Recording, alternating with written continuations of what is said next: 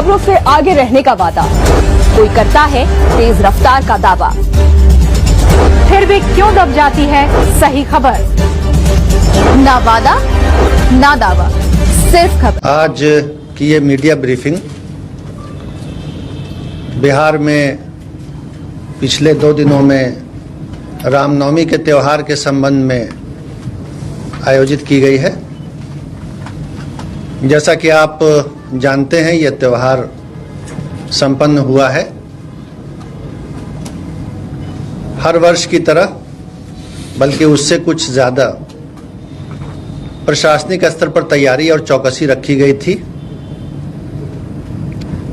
रामनवमी के त्यौहार के लगभग 1 सप्ताह पहले राज्य के मुख्य सचिव डीजीपी साहब, अपर मुख्य सचिव गृह विभाग और पुलिस के वरीय अधिकारियों के द्वारा वीडियो कॉन्फ्रेंस के माध्यम से राज्य के सभी जिला पदाधिकारी, पुलिस अधीक्षक, वरीय पुलिस अधीक्षक, रेंज के आईजी और डीआईजी और डिविजनल कमिश्नर के साथ वीडियो कॉन्फ्रेंस करके मुख्यालय से उनके साथ निर्देश भी उनको दिए गए थे और उनके द्वारा की गई तैयारी, बंदोबस्त की समीक्षा भी की गई थी।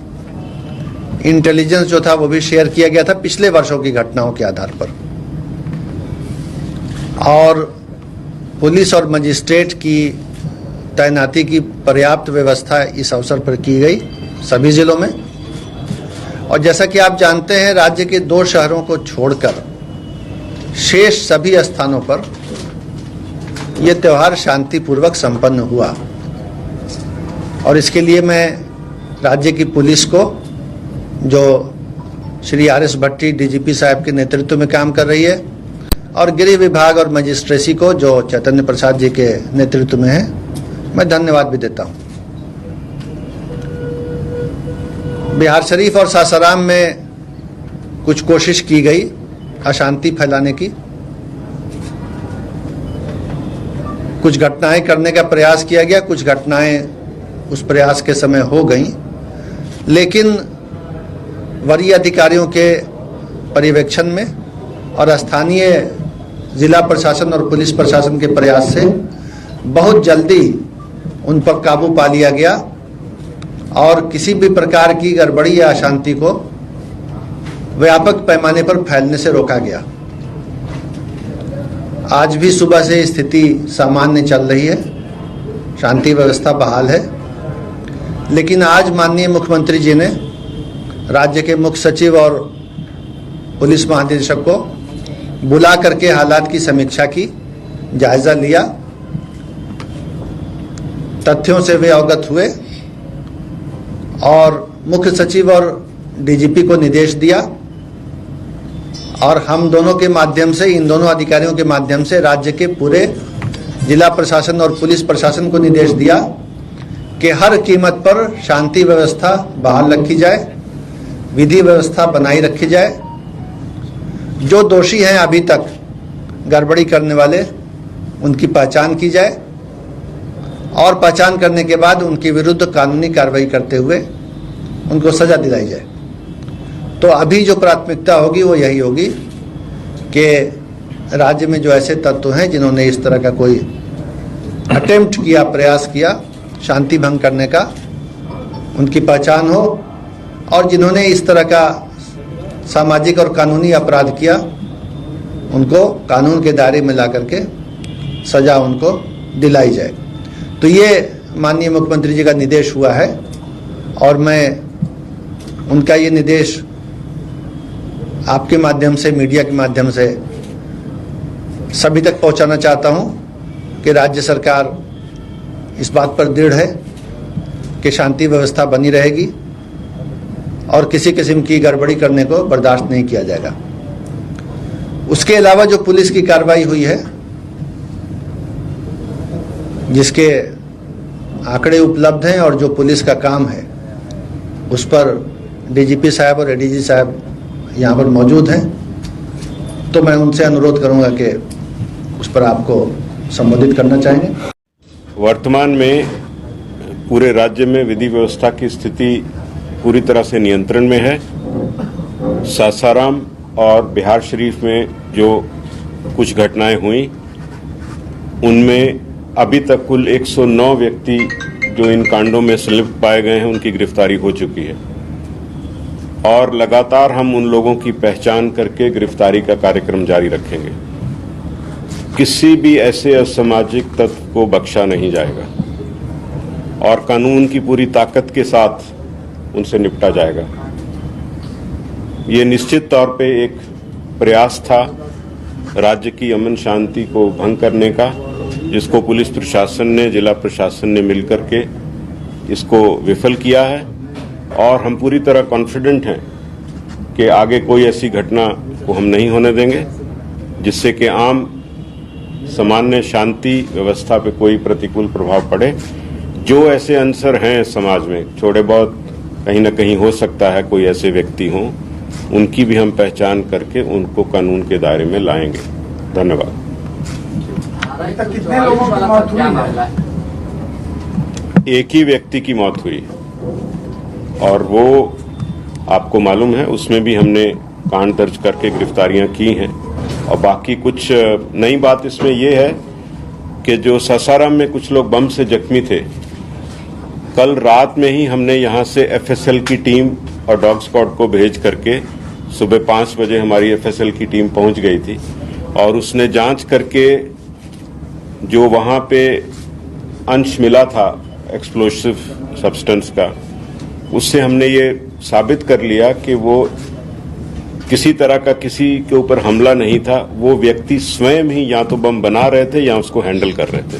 तो वो व्यक्ति जो जख्मी हैं वो अपराधी की कैटेगरी में आए हैं, उनको हमने गिरफ्तार कर लिया, उनका इलाज चल रहा है। जब वो बेहतर हो जाएंगे, हॉस्पिटल से छूटेंगे तो वो जेल जाएंगे। कितने लोग हैं सर उसमें? 6 है ना, 6 व्यक्ति हैं उसमें। सब सासाराम में आधिकारिक तौर पे धारा 144 लगी थी कि नहीं, क्योंकि इस पे भी काफी ज्यादा चर्चा हुआ। स्थानीय प्रश्न आप स्थानीय प्रशासन से पूछे, हम लोग आपको कुल ओवरऑल व्यू दे रहे हैं और आश्वस्त कर रहे हैं आम जन को आपके माध्यम से कि पूरी तरह स्थिति नियंत्रण में। वीडियो कल जारी किया जिसमें शांति बहाल की बात की, उसके बाद ही ब्लास्ट हो गया। वो अनकनेक्टेड इश्यू है, उनसे उसका कोई ताल्लुक नहीं है। वो तो अपराधी थे, या उसको बना रहे थे या हैंडल कर रहे थे, उसमें वो घटना हुआ और बिल्कुल अलग स्थान पे हुआ। जहां वो झोंपड़ी में बना रहे थे उसकी भी हमने पहचान कर ली, वहां से भी कुछ अंश मिला, एफएसएल टीम ने जब्त करके मिला भी लिया उसको। सर जो घटनाएं हुई इसके बारे में कोई इनपुट नहीं थी पहले से कि ऐसा होने वाला है? देखिए, हर चीज की इनपुट होना एक पहलू है। जैसे मुख्य सचिव महोदय ने कहा, 1832 जुलूस पूरे राज्य में चल रहे थे रामनवमी के अवसर पर, और ये 2 स्थानों को छोड़ करके बाकी सारे सफल रूप से संपन्न हुए हैं। तो निश्चित ही जो इनपुट थी, जो उसके आधार पे प्लानिंग थी, फोर्स डिप्लॉयमेंट थी, वो सही रूप से की गई। कई बार कुछ मौके पे कुछ ऐसा होता है तो उसके आधार पर, वो भी प्रयास था, बहुत तुरंत प्रशासन ने कार्रवाई की है और उसको नियंत्रित किया। सर, नालंदा मुख्यमंत्री जी का गृह जिला है, इसके बावजूद भी वहाँ पे पुलिस के सामने में देखा गया कि पथराव होते हुए, हिंसा होते हुए। आप मोटी बात आपको बता दिया। कमी है क्या सर? मुख्यमंत्री जी ने कहा था कि नेचुरल इंसिडेंट नहीं है, जो भी हुआ है, तो क्या आप लोग के पास कोई ऐसा इनपुट आया है कि इसके पीछे एक साजिश, उन्होंने इशारा किया कि साजिश किसी ने रचा है? कांडों में बिल्कुल निष्पक्ष और ठोस अनुसंधान होगा। जहां जहां भी ऐसी कोई व्यक्ति इससे पीछे अगर हैं, उनको एक्सपोज करके कानून के दायरे में लाया जाएगा।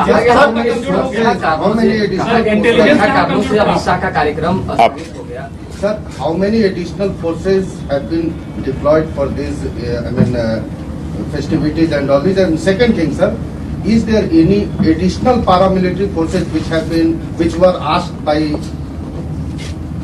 सो रामनवमी के अवसर पर हर वर्ष कुछ अतिरिक्त बल, केंद्रीय बल मांग किए जाते हैं। उसी के तहत इस बार भी कुछ मांग किए गए हैं और ये घटना के बाद भी हमने कुछ कल रात्रि में भी मांग की थी। उसमें हमको 4 कंपनी और बल मिला है देर रात्रि में, जो आज दिन में पहुंच गया है। सर, क्या बिहार पुलिस सोशल मीडिया पर भी? आपने एक और बात पूछा था। हाँ, I just asked कि was there any specific additional demand from the state government? नहीं, सामान्य जो हम हर रामनवमी के पर्व के समय पे करते हैं उसी रूप में था। एडिशनल इस घटना होने के बाद हमने कुछ कंपनी मांगी, उसमें 4 रात में मिली। Sir, today we were informed by the Union Home Ministry that additional paramilitary forces have been asked or required by the state government, which we are sending. वो 4 कंपनीज उसमें हैं जो कल रात का जो हमने रिक्विजिशन किया था उसमें 4 कंपनी उन्होंने भेजी है जो आज दिन में पहुंची। सर एक वीडियो कल पटना के मनेर शरीफ का भी आया था सामने, उस सब पे कार्रवाई होगा, आप निश्चिंत रहें। एक वीडियो का एनालिसिस और कार्रवाई होगा। सर क्या ऑर्गेनाइजर्स ने परमिशन दिया था, क्या उनकी भी जांच होगी कि जो सब चीज की जांच होगी, कोई बख्शा नहीं जाएगा, आप देखते जाइए। बिना लाइसेंस के कोई जुलूस थे क्या, जो कि was there any जुलूस which was without license? I mean, नहीं, सब जुलूस को विधिवत लाइसेंस और उसमें निर्धारित शर्तें होती हैं लाइसेंस की, उसके तहत हैं। लेकिन हाँ, कहीं अगर उल्लंघन है वो सब की तो जांच होगी, सब चीज फुटेज की जांच होगी, आपको बताया जाएगा ड्यू कोर्स। सर आप बार-बार कहते हैं। अब मैं अपर मुख्य सचिव मुख्य सचिव महोदय से एक सवाल है, 144 लगा था या नहीं, इसको लेकर के कंट्रोवर्सी है, तो आप लोग स्थिति स्पष्ट कर दें कि क्या लगा था या नहीं। देखिए, ये बता दिया गया कि स्थानीय प्रशासन से स्थानीय मुद्दे पूछे जाएं। इस प्रेस कॉन्फ्रेंस में हम लोगों ने यहाँ पर राज्य की स्थिति आपको बता दी है और जो तैयारियां थी और जो स्टेप लिए गए, जो गिरफ्तारियां हुआ वो बता दी हैं। धन्यवाद, थैंक यू।